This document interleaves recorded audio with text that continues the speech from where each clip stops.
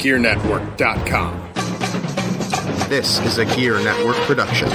You spring, I spring, we all spring for Teespring. You know what that means? As corny as that was, yes, I know it was corny as hell, we have a t-shirt store.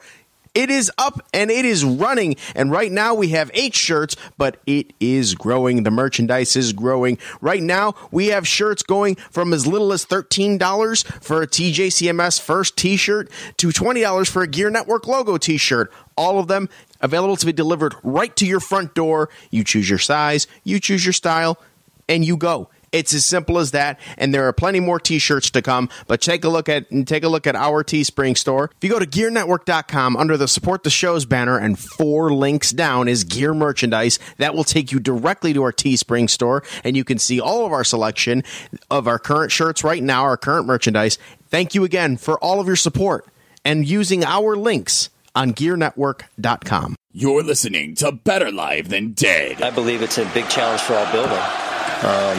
To keep things in perspective and to, if we're going to get addicted to anything, let's get addicted to the process. We welcome you to Trust the Podcast, powered by Better Live Than Dead and the Gear Radio Network. This is episode number 24, week 2 of the NFL season, the Buffalo Bills versus the Los Angeles Chargers. I am your host, Ryan Wolfe, at WolfBLTD on Twitter, joined on the IndyCar Media Hotline by Brayton Wilson, at BJ Wilson WGR. How are you doing today, Brayton? Oh, I'm doing pretty good, outside the fact that we've got another Bills loss to talk about. Besides that, I'm doing pretty good. I already know how you were doing because this is our second take of the podcast, because the first time it sounded like if you stuck a robot in a washing machine. That's kind of how it sounded like. So we're taking 2 on the podcast, but we're back. You can hear us, as usual, on BetterLiveThanDead.com, iTunes, Google Play Music, iHeartRadio, and on Spotify. We tweet out those links every single week, so make sure you subscribe, like, tune in, whatever you got to do to follow the podcast. And you'll get the latest podcast as soon as it goes live over on GearNetwork.com. Now, before the game on Sunday, the Buffalo Bills cut wide receiver Jeremy Curley and signed defensive tackle Robert Williams from the practice squad. Sean McDermott, head coach, said post-game that the Bills needed an extra defensive tackle, quote, with warm weather forecasted. Hard to say 10 times fast. But I mean, they don't have a lot of wide receivers that can catch the ball anyway, so what's another defensive tackle that'll maybe play 10 times? Who knows? I don't. I'm not an NFL coach. The Buffalo Bills failed to win again. They lose to the Chargers 31-20. The coolest part of the game, when Tywan Jones almost got murdered in the end zone. His helmet flew off, and a guy decided, I'm going to go helmet to head, and he almost got his football equivalent of a crimson mask. Wrestling fans will notate the ode to wrestling there, but yeah, it was pretty dope. Very scary to watch at the time. But look at Brayton. Let's not waste any time, because this week, the podcast, the Bills game was rough. As it was week 1, it was rough week 2. But hey, there are some good things to look at. First off, the franchise. Josh Allen makes his first NFL start. 18 for 33 passing for 245 yards, 1 touchdown, and 2 interceptions. He rushed 8 times for 32 yards. For me, 2 things to point out. The internal clock is still developing. He was sacked 4 times. There were more than a few plays where he did look a little tentative in the pocket, ended up getting sacked. But then again, there were also just as many, if not more, plays where he stood in the pocket, stood up, and chucked the ball downfield. Whether or not it was caught, that's a different story. I saw a couple plays where he was staring down wide receivers, which more than a few people saw. There was one play in particular I remember where he was deadlocked, going to the left side. He hiked the ball, immediately looked left. Everybody was covered. And instead of looking to the right where Zay Jones was wide open, waving his hands around, which that also happened more than a few times. You get a guy open, he's waving, and nobody sees him. And you don't throw the ball to him. But then Josh Allen takes the sack. So those are the 2 things for me where I'm, positive, a lot of positives out of the game, but those 2 things I want to keep an eye on as we move forward. But for Brayton, I thought that Josh Allen in his debut, he had some positives. Certainly, he looked competent at times when throwing the football. He was he had full command of the offense. He looked good that way, and obviously he was a leader, and he had that little thing where after he got the touchdown from Chris Ivory, he went over to the defense and riled them up, saying, "Hey, I'm here. I'm supportive of you guys. Now let's, we know we can stop the Chargers, so let's go out and do that." And then, Josh Allen had the rookie moments where The one interception where he tried to make something happen, trying to drag, I think it was Melvin Ingram around. He decides to try and make a play out of it and throw it, and it was an obvious interception. But, outside of that, that's just what we're going to expect from Josh Allen moving forward. Just he's going to be the raw rookie that's trying to learn on the fly at this point because the Bills don't have any other options at quarterback outside if you want to try and go back to Nathan Peterman. We saw how that worked out last week against Baltimore. But, I mean, with the way that Josh Allen performed, we're going to get the bad, we're going to get the good. And that's just what we expect out of this rookie. And hopefully he'll learn from the mistakes. And you would hope that by next year he would come in and he would be, more experienced. He'd learn from what he had this year. But, in the time being, we're going to get this exact type of performance from Josh Allen. We're going to get plenty of good, plenty of bad, and plenty of ugly. Now, Brayton, I was leading you into that, and then you jumped right in. You were so excited about Josh Allen. I can tell. You like Josh Allen a lot. But, hey, I'm sorry. It's okay. Cool things about Josh Allen on Sunday. Mike Heim on Twitter, at Mike Heim, Haim. A good follow on the tweet bots. He said Josh Allen used 11 different receivers on Sunday, a new Buffalo Bills record. The previous record was 10 different receivers held by a few different Buffalo Bills quarterbacks. Real quick, but before we move on to the second big thing, just want to point out real fast, the officials on Sunday were Booty, and Phillip Gaines dislocated his elbow. Not sure if he'll miss time, but they said he'll play Sunday, but we'll see. But speaking of defensive players, let's move over to the defense. Two big things in the defense on Sunday. First off, Sean McDermott, defensive coordinator. What do I mean by that? Well, first off, the Buffalo Bills defense played terrible last week and then allowed 28 points before the half on Sunday.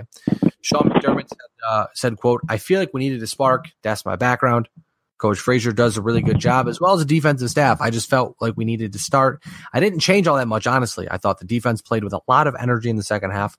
I'll give players credit. They battled. It was almost the tale of two halves." Now, Sean McDermott became the defensive coordinator after the half on Sunday. The defense allowed only 3 points after halftime when Sean McDermott switched the play calling duties over to himself. Do you believe, Brayton, that this will become the norm in Buffalo, where Sean McDermott will either straight up take over the play calling, or do you think he'll have a lot more input defensively with how the team has played the first 2 weeks? I don't think he's going to take over completely. I mean, sure, certainly over the past 2 weeks, the play calling has been very rough, but I still think that he's got faith in Leslie Frazier. Both of those guys have a history of time with each other. And, I certainly think that, the past 2 weeks have been a big down for the Bills, but I don't think that Sean McDermott's necessarily going to say he's completely lost trust in Leslie Frazier. Granted, I think he's going to have more of an input on what he wants to see in offense. Maybe he'll be a bigger part of the game plan for the defense to just say, hey, this is what I want to see from these guys. I want to see more blitzes. Let's call more blitzes in the game plan. I think that he's certainly got faith in Leslie Frazier still, but he's definitely going to dip his hands into the cookie jar, as he likes to say, when it comes to playing or calling plays on defense. For me, I personally think that it is something that is if you see there's a problem, you need to say something and you need to do something, because, I mean, at this point, if the defense is bad, there is only one way to go up from there, and it's obviously to get better, but you have to find a way to implement those changes. And it looks like even if Sean McDermott didn't change a lot, just the fact that maybe he intervened, it was helping spark something. And you know what? The Bills have a tough test on Sunday, which we're going to talk about in a few minutes. And they're going to need all the help that they can get. Now, I'm going to throw a bit of an audible here because we have 4 big things this week instead of 3, a bonus big thing. But we're going to go to the bonus thing first, because number 3 is actually a pretty big story we're going to talk about here in just a minute. But first off, we will update you on the LaShawn McCoy quest for 11,000 yards. LaShawn McCoy, I don't know why I always say Sean McCoy. I'm Russian here, literally, figuratively. LaShawn McCoy ran for 9 times on Sunday for 39 yards. He left the game with a rib injury, missed the final quarter. When Ryan Groy tripped over him and fell backwards onto him, he appeared to crack some rib cartilage. Now, according to ESPN's Adam Schefter, he could miss a game, and that would be only one game he would miss to recover, but he's not expected to miss the game at this time. He did decline an interview after the game, told the media he was having trouble speaking due to the injury. So with that lackluster performance for the second week in a row, LaShawn McCoy still remains in 29th all-time, 140 yards behind 28th place who remains Otis Anderson with 10,273 yards. So with that being said, Brayton, we move over to the big story of the week. Vontae Davis, our third big thing of the week, but number one in our hearts for sure. Vontae Davis did what our buddy TJ Luckman, a good friend of the pod, pointed out. Everyone's been trying to do for the longest time. He quit on the Buffalo Bills. Now, Vontae Davis played the first half, didn't really stand out, made a few tackles, whatever. Entered the locker room with the team and did not return after halftime. The location of Vontae Davis could not be confirmed by team officials. Now, it turns out Davis dressed in his street clothes and left the stadium at the half, and then he announced his retirement post-game. Now, Lorenzo Alexander, linebacker and captain of the defense, says he was told at the start of the second half that Vontae Davis had quit and retired. After the game, Davis said in a statement, quote, "Today on the field, it hit me hard and fast. I shouldn't be out there anymore." So, Brayton, what are your thoughts on the craziest thing you've seen, the most Billsiest thing I've seen in years, but Vontae Davis retiring mid-game? Oh, yeah. I just thought that was just the most Billsiest thing that you could hear in a while. I mean, what player in any sport, not just football, but hockey, basketball, baseball, I don't even care if it's cricket or whatever team sport it is, what kind of player quits on your team in the middle, right in the smack dab middle of everything that is going on in the game? I mean, we've never heard of anything like this at the professional level. Maybe it's happened in college or in, peewees or whatnot. But I mean, just hearing about this and just, I'm kind of left speechless still, because you just can't explain how embarrassing it is for a Bills player, especially, to do this. And this should be no reflection. I don't know if I should say no reflection, but the main thing, it shouldn't be a reflection on the Bills, I don't think, 100%. Maybe there's an influence there, maybe just because of the fact that the team is so bad and they're not set up to have really that much success. But at the same point, I mean, you just don't quit during the game. Quit after the game. Like if you feel like you kind of, you didn't have it afterwards, you just say, all right, I think I'm done, then fine, do that. But just to quit on your team right in the middle of the game and then leave the game at halftime, just embarrassing on the part of Vontae Davis, and he's going to retire, and that's all everybody's going to remember him for, is just the fact that he's a quitter, and he quit on his team during a game, and he didn't come back. And I mean, yeah, sure, I get it. The Bills, they've been embarrassing the past couple of weeks, but I mean, it's hard to throw full blame on the Bills, but they're not good, and but still, just to quit on a guy like that is pretty embarrassing. I think for me, first off, I really enjoyed Twitter's response to this. I mean, we had good friend Ryan Nagelhout of Up Rocks wrote a great article about it, which he included a bunch of good tweets. And then another good friend of the podcast of most of us in the area, Prescott Rossi of Channel 8, he put together a Bills quitters power rankings, which number 1, Vontae Davis, number 2, Mike Mularkey, number 3, Kyle Orton, number 4, Doug Marrone, number 5, Anquan Bolden, and honorable mention, receiving some votes but not cracking the top 5, Dre Archer. Remember him? He came to the Bills and said, screw this, stayed in the roster all year, and the Bills screwed him over, and he just said, I'm not going to play football for these guys. But, you've got Vontae Davis quits in the middle of the game. Mike Mularkey quits hours after the team introduces a new GM. Kyle Orton pulls the Irish goodbye after a 9-7 season. Doug Marrone opted out, obviously, after he had negotiated in his contract. And then Anquan Bolden, who showed up at camp ready for the mentor role at wide receiver, and then just said, nah, I'm out of here. So Twitter's been great. A lot of good friends put up a lot of good content. But for me, this screams a bigger issue with the Buffalo Bills, because they're working on creating a new sort of I just totally forgot the word I was looking for here. I just blanked out on the damn word.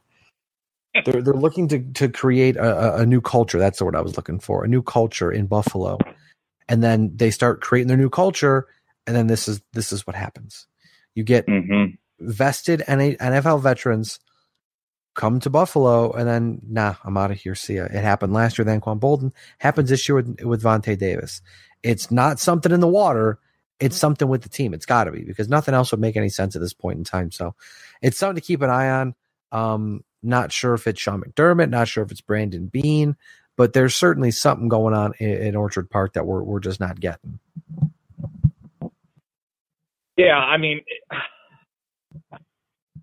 it certainly is telling, and it certainly is a little concerning that, we've had just another established veteran in the NFL. He spends a short amount of time here in Buffalo and then decides to either call it quits or he gets cut for, whatever reason. I mean, another prime example is Corey Coleman. He comes in, and apparently Mary Kay Cabot from Cleveland.com says that he had a sour attitude in Buffalo the second he arrived. I mean, what does that say?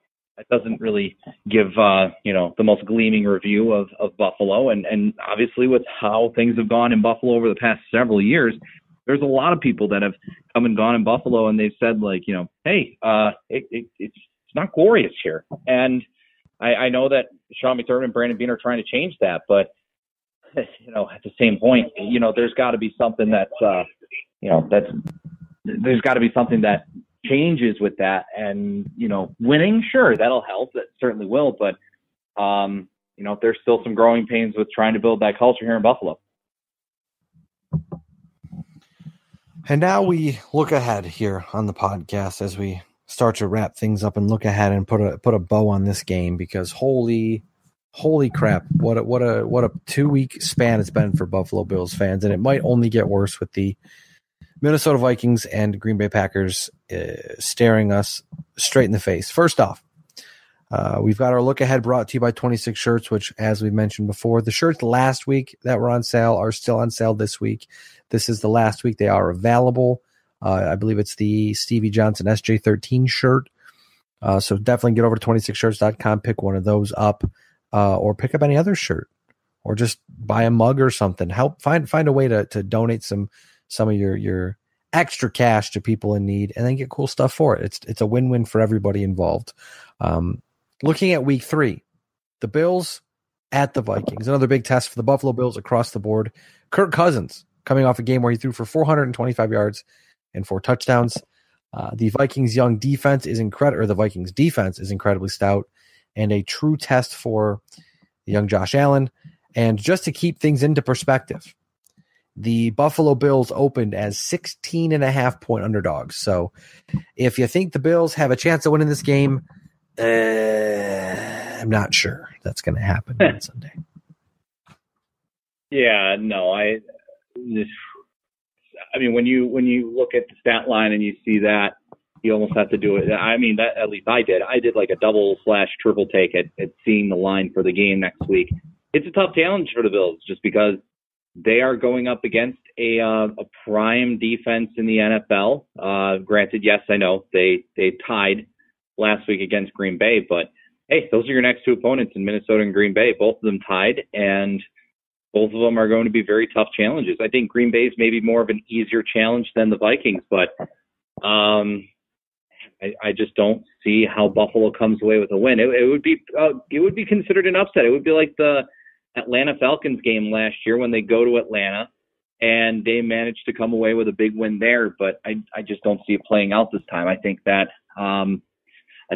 Kirk Cousins and the Minnesota offense is going to come out flying, and especially against the Buffalo defense, who to this point has proven really nothing at being able to stop, any quarterback or any run game, because I mean, they couldn't stop Phillip Rivers and Melvin Gordon this past week. So, man, this game's tough because I really kind of want to predict a blowout here because I think it probably will be, but trying to look at the optimistic side of things, maybe Josh Allen this week takes from what he learned from the Los Angeles Chargers, and maybe he's more confident in the pocket. Maybe he gets the ball out a little quicker, and maybe we see maybe a couple of touchdowns from Josh Allen, at quarterback. But I'll go with a final score of 38-24, and that will be another Vikings win, and the Bills unfortunately will fall to 0-3.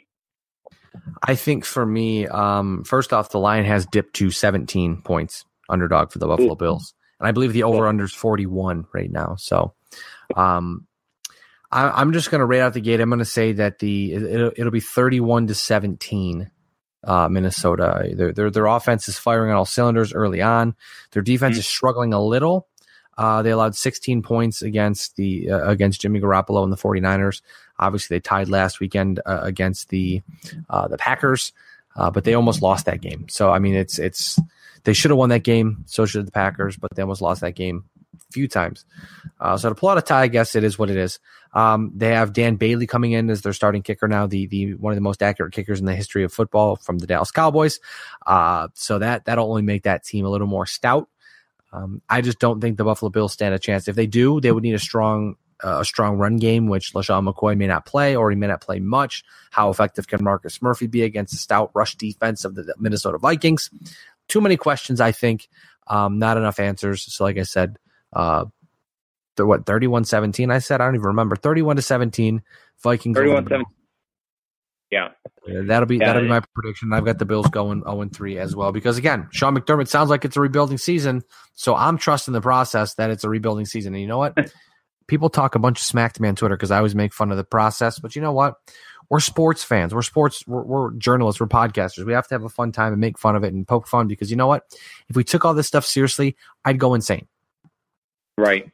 Yeah, no, just with how the Bills are looking and how you kind of want to see everything progress.